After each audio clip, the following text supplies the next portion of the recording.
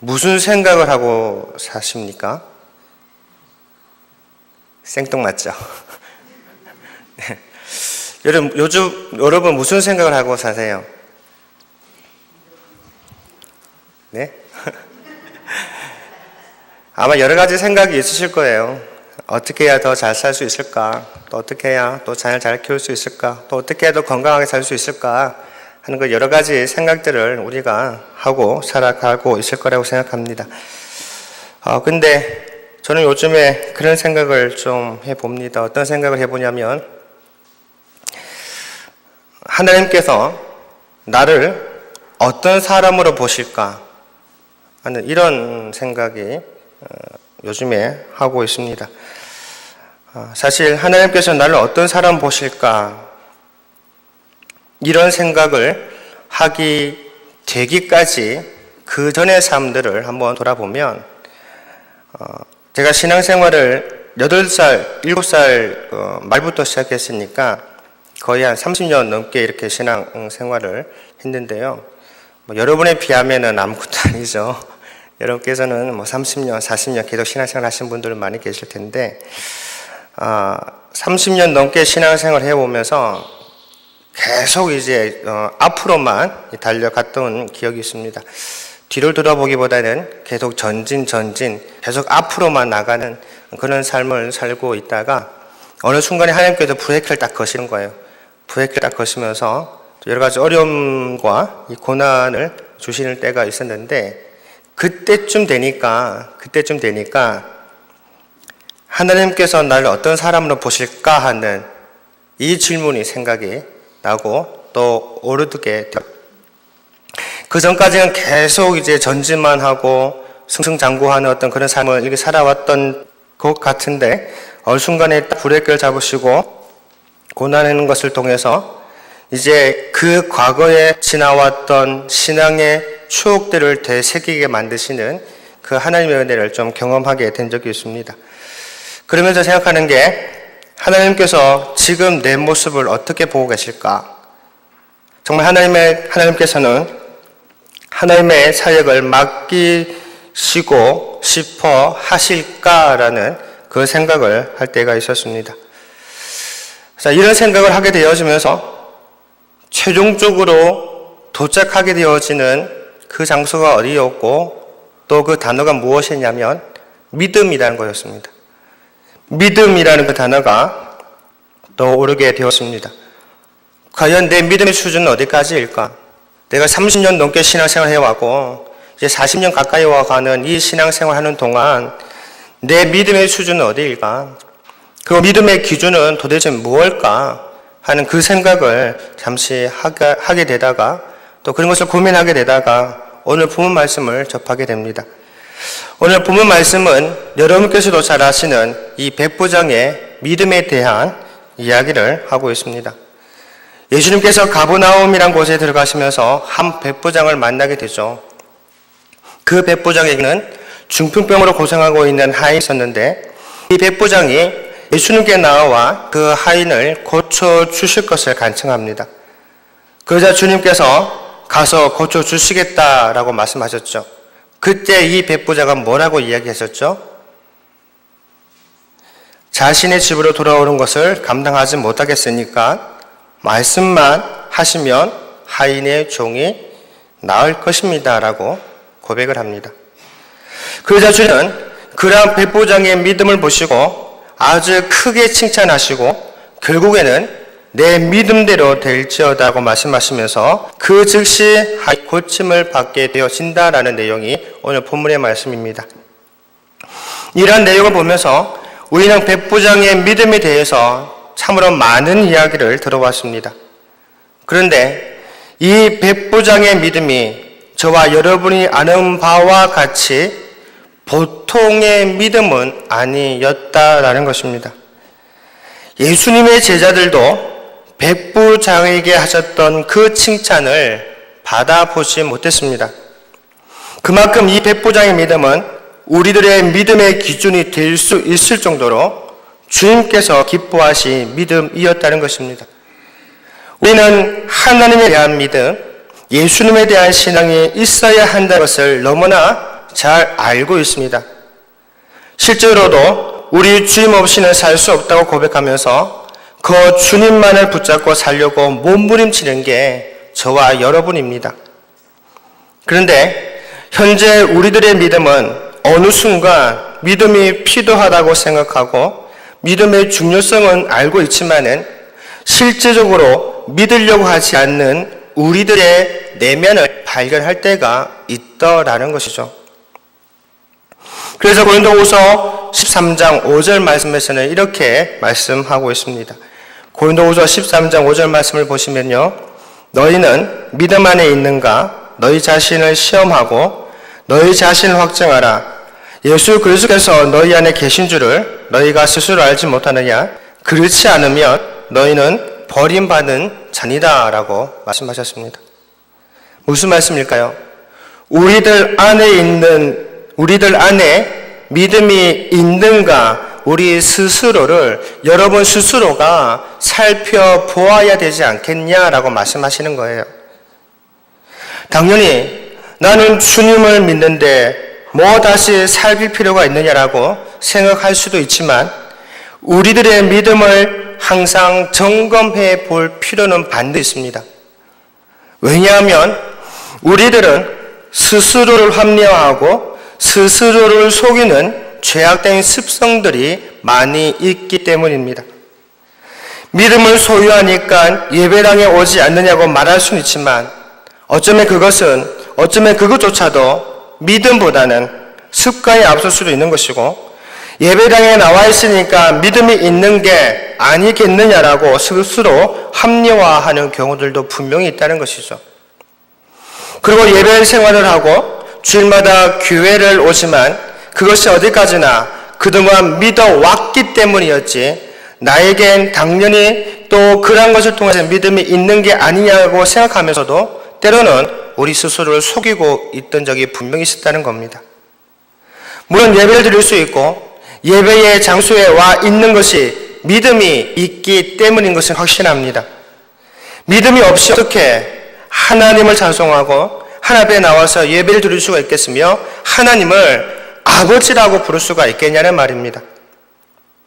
그런데 실질적으로 우리들의 삶 가운데 얼마나 믿음을 보이며 살고 계십니까? 한번 따라해 볼까요? 나는 생활 속에서 얼마나 믿음을 보이고 살고 있을까? 우리 옆에 분한테 한번 말씀해 보실까요? 옆에 분한테 이렇게 얘기했으면 좋겠습니다. 삶 속에서 얼마나 믿음을 보이고 있으십니까?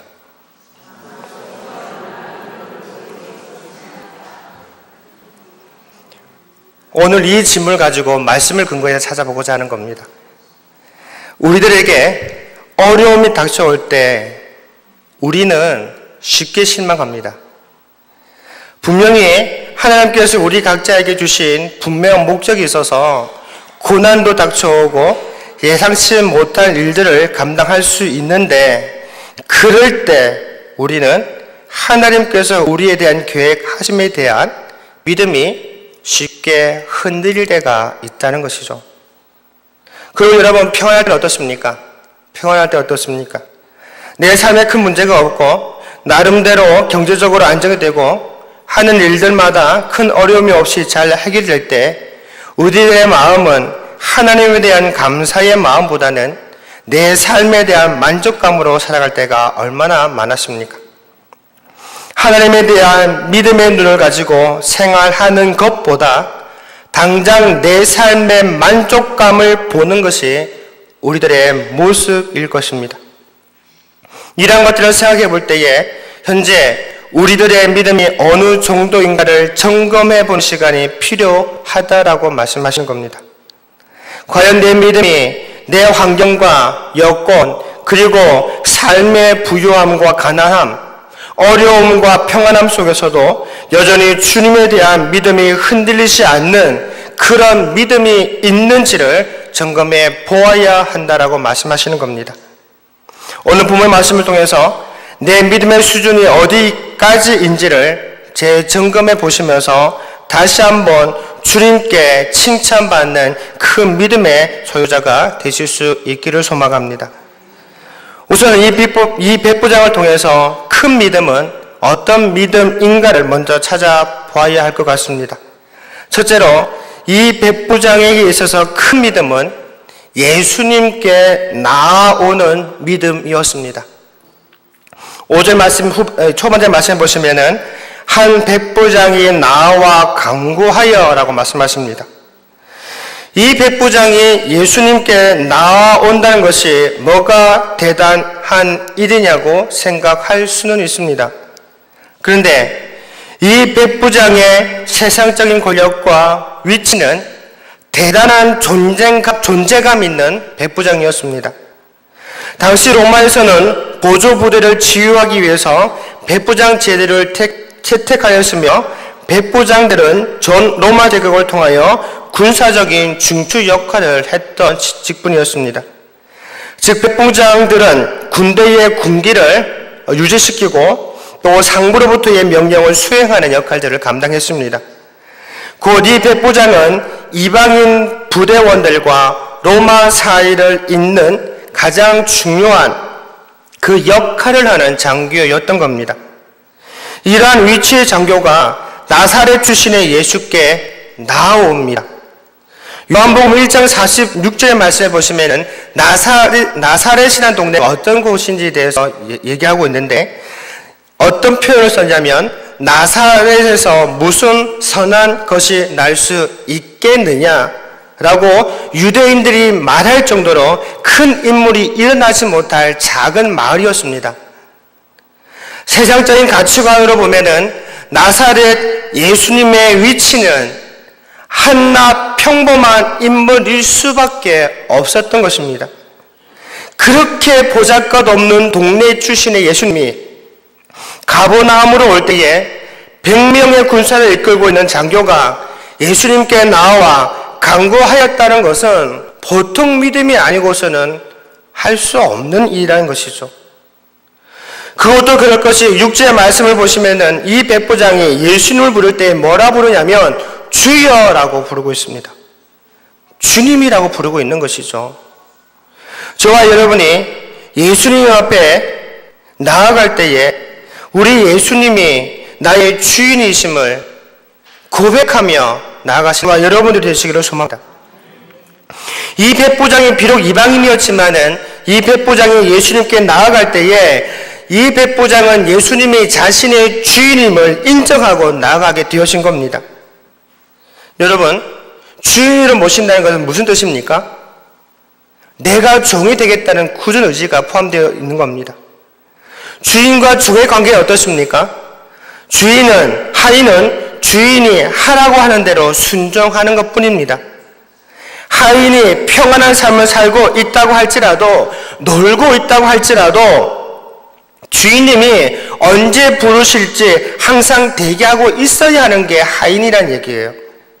주인님이 부르시면 그 안락하고 평안하며 경제적으로 큰 어려움이 없고 하는 일들마다 인정받고 사는 삶이다라고 할지라도 주님께 나아가는 것이 종의 삶이라는 겁니다.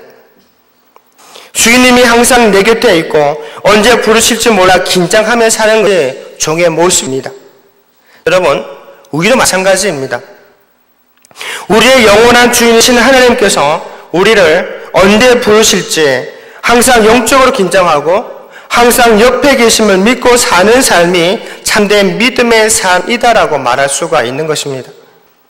여러분, 하나님 앞에 나오는 일에 열심을 내시길 바랍니다. 예수님을 우리의 주인으로 인정하고 그분 앞에 날만 나오기 위한 삶을 살아가시는 귀한 삶이 되시기를 소망합니다. 예수님 앞에 나오는 것이 큰 믿음입니다. 우리 한번 옆에 분한테 얘기하셨으면 좋겠습니다. 예수님 앞에 나오는 것이 큰 믿음입니다. 그래서 성도님께서는 큰 믿음의 소유자이십니다. 두 번째로, 큰 믿음은 인간적인 자존심을 버리게 만듭니다. 인간적인 자존심을 버리게 만듭니다. 이 백부장은 백부장으로서의 이 자존심을 버렸습니다. 세상적인 신분에 자존심을 버렸다는 거죠. 권력과 재력과 사회적인 인정받는 사람들에게는 보통 자존심이 강한 사람들이 한두 명이 아닙니다.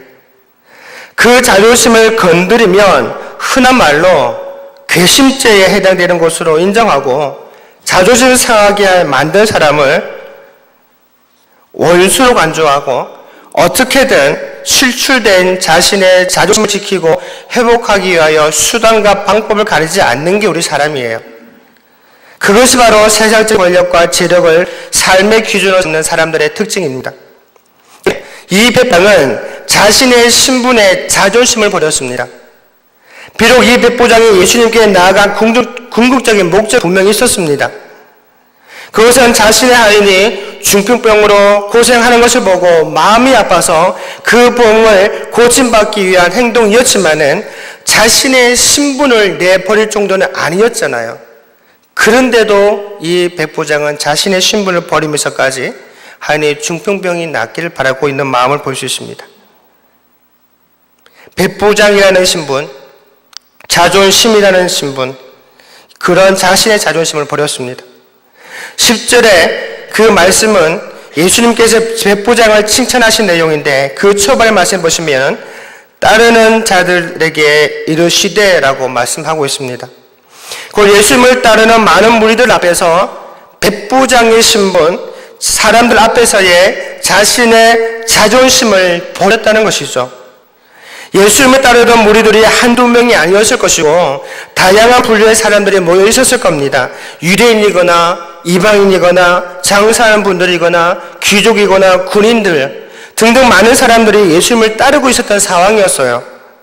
그 많은 무리들 앞에서 이 백부장은 자신의 신분보다 못한 사람들 앞에서 자신을 낮추고 자존심을 버리면서 주님께 나아갔던 겁니다. 여러분, 많은 사람들 앞에서 자신을 낮추는 것, 자신의 신분과 자존심을 버리는 것, 솔직히 쉽지 않습니다.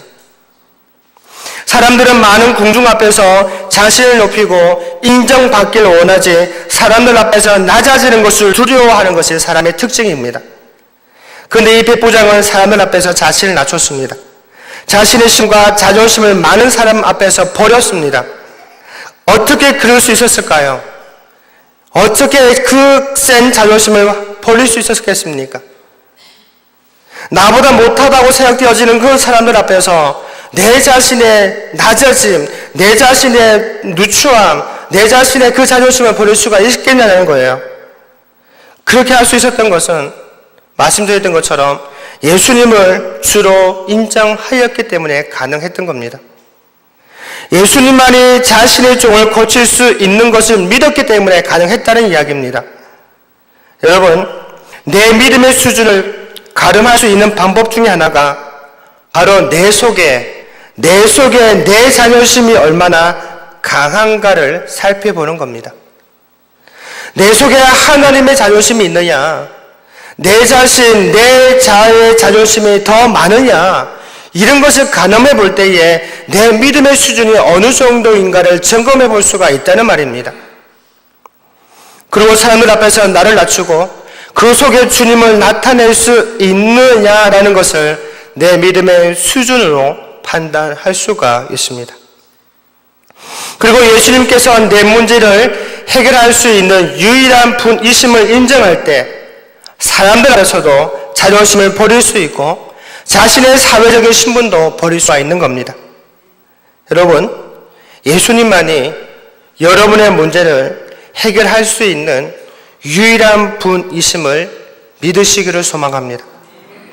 그 예수님 앞에 나아가기 위해선 여러분의 사회적인 신분, 지위, 권력 모든 것을 내려놓고 겸손하게 나아가실 수 있기를 바랍니다. 그리고 무엇보다도 예수님만이 우리들의 문제를 해결해 주실 수 있음을 믿으시면서 사람들 앞에서 주님께 낮아지는 모습을 보이는 저와 여러분이 되기를 소망합니다. 이사야 57장 15절에서 이런 말씀을 하십니다. 이사야 57장 15절 말씀 보시면 지극히 존귀하며 영원히 거하시며 거룩하다 이름하는 이가 이와 같이 말씀하시되 내가 높고 거룩한 곳에 있으며 또한 통행하고 마음이 겸손한 자와 함께 있나니 이는 겸손한 자의 영을 소생시키며 통회하는 자의 마음을 소생시키려 함이다라고 말씀하십니다. 하나님께서는 지극히 존귀하시며 영원히 거하시며 높고 거룩한 곳에 계신 분이십니다. 그 하나님께서 뭐라고 말씀하십니까? 통회하고 마음이 겸손한 자와 함께 하시겠다고 말씀하십니다. 하나님 앞에서 여러분 자신을 낮추시기를 바랍니다. 하나님 앞에서 내 속의 자아를 낮추고 내 신분과 위치를 자랑하지 말고 오직 내 속의 자존심을 낮추시고 겸손하게 하시는 그 하나님, 그 주님만을 바라보시면서 사시는 참된 믿음의 소유자가 되실 수 있기를 소망합니다. 셋째로, 큰 믿음은 이웃에게 영향을 미칩니다. 우리 11절과 12절 말씀을 같이 읽어보겠습니다. 11절과 12절요. 시작. 또 너희에게 이르노니 동서로부터 많은 사람이 이르러 아브라함과 이삭과 야곱과 함께 그 나라에 본 자손들은 바깥 어두운 데 쫓겨나 거기서 울며 이를 갈게 되리라. 이 말씀은 유대인들의 불신에 대해서 경고한 말씀이고 믿음이 깊은 이방인들이 하나님의 백성으로 받아들여지게 될 것이라는 사실을 선포하셨던 말씀입니다.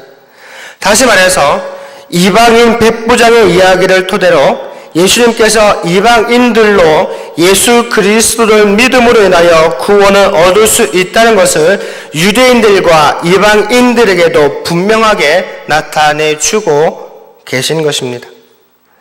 백부장의 믿음을 통해서 예수님께서 이방인의 구원에 대해서 언급하셨고 그 백부장을 통해서 이웃들에게 복음에 대한 희망을 듣게 하셨던 겁니다. 여러분, 참된 믿음은 이웃에게 선한 영향력을 미치는 성도입니다. 어떤 영향을 말하는 것이겠습니까? 예수 그리스도의 제자로서의 삶에 영향력을 미치게 되어져야 한다는 것입니다. 사도행전 9장 36절의 말씀을 보시면은 요바에 다비다라는 여제자가 있으니 그 이름을 번역하면 도로가라 선행과 구제하는 일이 심히 많았더라라고 말합니다. 요바에 다비다라는 여제자가 있는데 그 제자는 선행과 구제하는 일이 심히 많았다라고 이야기하고 있습니다. 예수님의 제자는요, 선행과 구제를 통하여 사회의 삶에 예수의 제자됨을 나타낼 수 있어야 함을 우리에게 말씀하고 계시는 겁니다. 예수 믿는 참 믿음의 소유자는 이웃에 영향력을 미치며 살아가는 사람입니다. 저와 여러분이 참 믿음의 증거로 이웃에 선한 영향력을 미치고 있는지를 점검해 보실 수 있는 저와 여러분들이 되시기를 소망합니다. 내대로 큰 믿음은 말씀만을 믿고 사는 겁니다. 8절 말씀 같이 읽겠습니다. 8절 말씀요. 시작. 백부장이 이르되 주여 내 집에 들어오심을 나를 감당하지 못하겠사오니 다만 말씀으로만 하옵소서. 그러면 내 하인이 낫게 싸움나이다. 사실 백부장의 큰 믿음의 클라이막스는 바로 이 장면입니다. 어떤 장면이죠? 말씀만 하십시오. 말씀만 하십시오. 백부장이 자신이 예수님을 주님으로 인정하는 이상 말씀으로도 충분하다는 이야기입니다. 말씀으로도 충분히 하인의 병을 고칠 수 있을 것이라는 그 믿음을 가지고 이 백부장은 고백했던 거예요. 이게 참 믿음입니다. 예수님께서 직접 가셔도 좋지만은 높으신 예수님을 자신의 집에 모시는 것 자체가 영광이며 그 영광이 너무 커 감당할 수가 없다는 이야기입니다. 그리고 예수님은 못 고칠 질병이 없다는 것을 믿었기 때문에 말씀만으로도 가능하다는 거죠. 여러분, 이게 얼마나 큰 믿음입니까, 여러분? 이게 큰 믿음입니다. 꼭 눈에 보여져야만이 믿겠다고 생각하는 이들에게는 도저히 상상조차 할 수 없는 큰 믿음입니다. 내 삶에 기적이 일어나야 예수님을 믿겠다고 생각하는 사람들은 이해할 수 없을 정도의 큰 믿음이라는 사실입니다. 그래서 큰 믿음은 히브리서 7장 3절 말씀에 이렇게 말씀하십니다. 믿음으로 노아는 아직 보이지 않는 일에 경고하심을 받아 경외함으로 방주를 준비하여 그 집을 구원하였으니 믿음으로 노아는 아직 보이지 않는 일에 경고하심을 받아 경외함으로 방주를 준비하여 그 집을 구원하였다라고 합니다. 보이지 않는 일에 본 것처럼 믿는 것을 큰 믿음이라고 말할 수 있습니다. 여러분, 내 삶의 기적이 일어나야만 예수님께서 살아계시는 것 같고 예수 믿고 형통한 삶을 살아야만 현실에서도 주님께서 함께 하시라고 생각하십니까? 어쩌면 그런 믿음은 작은 믿음입니다. 누구나 할 수 있는 믿음인지는 모르겠습니다. 아무나 감당할 수 있는 믿음일 수도 있습니다. 그러나 내 삶의 형편이 어떻게 변화든지 예수님이 항상 계심을 믿는 것, 보이진 않지만은 살아계시는 것을 확신하는 것, 이것이 바로 큰 믿음입니다. 백부장에 이런 큰 믿음을 가지실 수 있기를 소망합니다. 예수님께서 말씀하시는 것만으로도 족합니다. 예수님께서 말씀하시는 것만으로도 모든 것이 가능합니다. 예수님께서 어디서 무슨 말씀을 하시든 간에 그것은 모두 이루어진다라는 큰 믿음을 저와 여러분들이 진실로 간직할 수 있기를 소망합니다. 저와 여러분이 보이진 않지만 살아계신 주님을 항상 기억하시고 내 삶의 형편이 어떠든지 그냥 믿고 순종하는 그 믿음을 저와 여러분이 간직하시기를 원합니다. 이렇게 백부장은 큰 믿음을 소유하였습니다. 우리 옆에 분한테 한번 또 얘기했으면 좋겠습니다. 우리 주님 보이지 않지만 항상 내 바로 옆에 계십니다. 그게 믿음입니다. 그렇다면 이렇게 큰 믿음을 소유한 백부장에게 어떤 일이 벌어졌습니까? 첫째로 주님께 칭찬받았습니다. 저는 이 말씀 들을 때 얼마나 감동이 되는지 모르겠어요. 여러분, 요 근래에 다른 분한테 칭찬받은 적 있으십니까? 죄송합니다. 이 10절 말씀 한번 보겠습니다. 10절 말씀이요. 10절요. 시작. 예수께서 들으시고 놀라게 여겨 다른 자들에게 이르시되 내가 진실로 너에게 이르노니 이스라엘 중 아무에게서도 이만한 믿음을 보지 못하였노라. 백부장의 이런 믿음, 큰 믿음을 보시고 예수님께서 백부장의 믿음을 칭찬하셨어요. 그것도 선택받는 이스라엘 모든 백성들 중에서도 가장 큰 믿음을 소유하였다라고 비교하시면서 이 백부장의 믿음을 칭찬하시고 이 백부장의 믿음이 모든 믿는 자들에게 본이 되시는 그 마음으로 말씀하고 계시더라는 겁니다. 유대인조차 받아들이지 못했던 예수님의 메시아 되심을 믿었을 뿐만 아니라 예수님께서 집에 오심을 감당하지 못하겠다라는 그 겸손한 신앙과 더불어 말씀만으로도 족하다는, 말씀만으로도 하인의 벽이 나을 수 있다라는 예수님에 대한 그 확고한 신뢰가 이 백부장에 있었던 겁니다. 예수님께서 이 백부장의 믿음이 얼마나 크고 위대했는지 10절 초반절에 보시면 예수님께서 들으시고 놀랍게 여기셨다고 말씀하십니다. 놀랍게 여기셨다는 이 말은 감탄했다는 뜻이에요. 우리말로는 최고란 이야기고 대박이라는 이야기예요. 영어로 서프라이즈라는 이야기입니다. 여러분, 신약의 복음서에서 보시면은 주님께서 웃으시고 아주 즐거워하셨다는 내용이 별로 없어요. 그만큼 예수님께서 유대인들의 인본주의적인 사상과 형식적인 종교의식과 타락한 사고방식 때문에 노하셨고 불신앙 때문에 늘 마음이 아프셨어요. 그런데 복음서 중에 본문 사건에서는 유독 예수님께서 즐거워하시는 모습이 느껴지고 있습니다, 여러분. 주님께서는 이 말씀을 하시면서 아마 그 입가에 잔잔한 미소를 띄우지 않으셨을까 상상해 볼 수 있습니다. 주님께서 백부장을 기뻐하시는 모습으로 바라보고 계시는 것을 상상해 보는 것만으로도 정말 그 자리에 저와 여러분이 있었으면 얼마나 좋았을까라는 생각을 잠시 하게 됩니다. 저와 여러분이 큰 믿음을 가지고 주님을 따를 때 주님께서 저와 여러분을 칭찬하여 주실 줄 믿습니다. 아니, 저와 여러분이 큰 믿음을 가지고 생활하심으로 주님께 놀라움을 드릴 수 있는, 또 주님께서 여러분 보시면서 대박이다 얘기하실 수 있는 그런 기쁨을 선사하는 저와 여러분들 되시기를 소망합니다.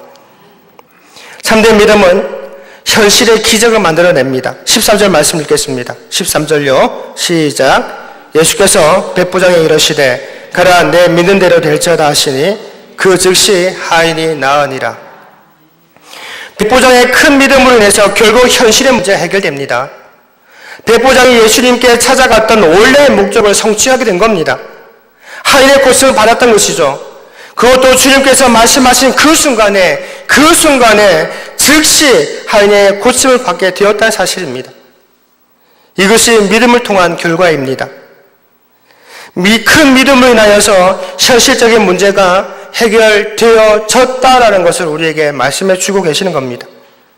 다시 말해서 하나님의 능력은 우리가 믿는 만큼 나타난다는 사실입니다.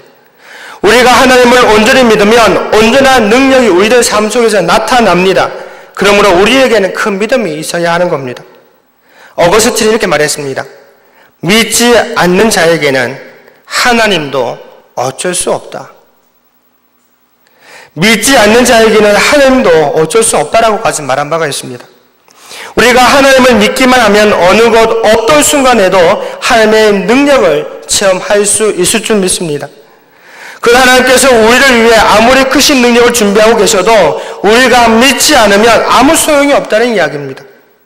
삶의 현실적인 문제를 해결하시고 싶으시면 하나님에 대한 믿음, 하나님에 대한 큰 믿음을 가지시기를 소망합니다. 마가복음 9장 23절 말씀 보시면은 예수께서 이러시되 할 수 있거든 무슨 말이냐? 믿는 자에게는 뭐라고요? 능치 못할 일이 없다라고 말씀하셨습니다. 이 말씀 들을 때 정말 감사합니다. 제 믿음이 겨자씨보다 못한 믿음인데 정말 현실이라는 그 장벽 속에서 어떻게 해야 할지 모르고 헤매고 있는 내 믿음인데 주께서 말씀하셨을 때에 할 수 있거든 무슨 말이냐?